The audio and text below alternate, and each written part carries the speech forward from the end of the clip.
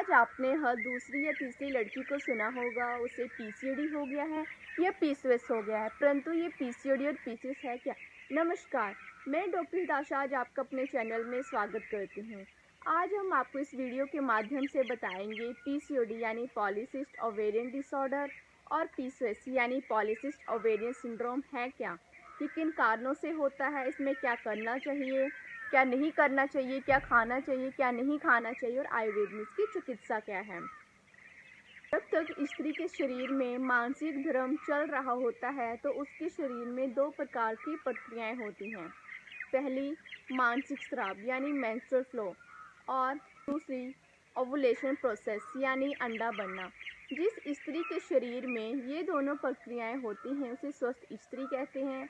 और यदि hormones imbalance की वजह से किसी कारण एग तो बनता है लेकिन वो रप्चर नहीं हो पाता तो वो हमारी ओवरीज में जाके सिस्ट के रूप में इकट्ठा हो जाता है। इसी प्रक्रिया को पीसीओडी कहते हैं यानी पॉलीसिस्ट ओवेरियन डिसऑर्डर। अब हम बात करते हैं इसके लक्षण की, यानी पीसीओडी होता किन लक्षणों से है। स्त्री में मानसिक और शारीरिक दोनों प्रकार के ही लक्षण देखने को मिलते हैं। पहला अनियमित मानसिक स्राव यानी इरेगुलर मेंस्ट्रुअल फ्लो। किसी किसी को बहुत जल्दी आ जाता है, किसी को 2 या 3 महीने तक भी नहीं आता, और या किसी किसी को तो हार्मोनल ट्रीटमेंट और पिल्स लेने के बाद ही आते हैं। आलस्य, निद्रा अधिक आना, वजन बढ़ना, फेस पे एक्स्ट्रा हेयर ग्रोथ होना,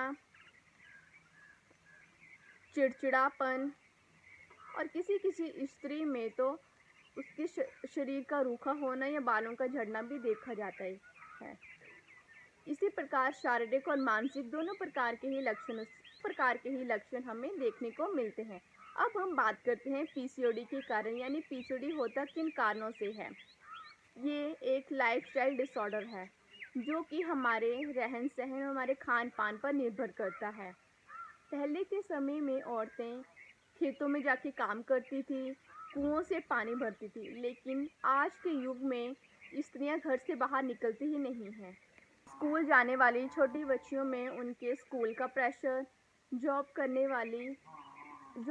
वाली स्त्रियों में उनके जॉब के टारगेट पूरे करने का प्रेशर और घर का प्रेशर, दोनों ही टेंशनें होती हैं जिसकी वजह से उनके हार्मोन्स इनबैलेंस हो जाते हैं।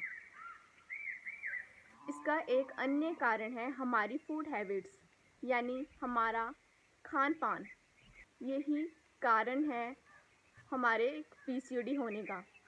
अब हम बात करते हैं आहार विहार, यानी हमारा खान पान कैसा होना चाहिए। आयुर्वेद में सबसे उत्तम माना जाता है सात्विक भोजन, यानी घर की रसोई में ही बना हुआ सादा भोजन जो कि खाने में भी इजी हो और डाइजेस्ट भी इजी हो सके। हमें ज़्यादा तला हुआ या बाहर का खाना भी नहीं खाना चाहिए।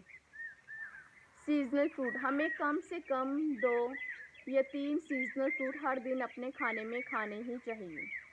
आयुर्वेद में बात करते हैं षड रस यानी 6 रस, मधुर, अम्ल, लवण, कटु, तिक्त, कषाय। इन सब का सेवन हमें अपने डेली जीवन में करना चाहिए। हम बाकी सभी रसों का सेवन तो कर लेते हैं लेकिन कटु रस यानी कड़वे रस की तरफ हम ध्यान भी नहीं देते, इसलिए हमें सबसे ज़्यादा ध्यान अपने कटु रस पर ही देना चाहिए। हम जो भी दिन भर आहार खाते हैं उससे बनता है आहार रस, और इसी आहार रस से बनती हैं हमारी 7 धातुएं, यानी रस, रक्त, मांस, मेद, अस्थि, मज्जा और शुक्र। शुक्र धातु हमारी अंतिम धातु होती है। यदि हमारी शुक्र धातु अच्छी होगी तो स्त्री का बीज अच्छा बनेगा, स्त्री का बीज अच्छा बनेगा तो उसकी ऋतुचर्या भी अच्छी रहेगी। इसके अलावा हम घर में रखे हुए दालचीनी, हल्दी आदि मसालों का भी सेवन अपने जीवन में कर सकते हैं। अब हम बात करते हैं दिनचर्या, यानी हमारा डेली रूटीन कैसा होना चाहिए। हमें हर दिन सुबह ब्रह्म मुहूर्त में उठना चाहिए। ब्रह्म मुहूर्त यानी सूरज की किरणों से निकलने से पहले 90 मिनट, जिसे हम सामान्य 1.5 घंटा भी कहते हैं।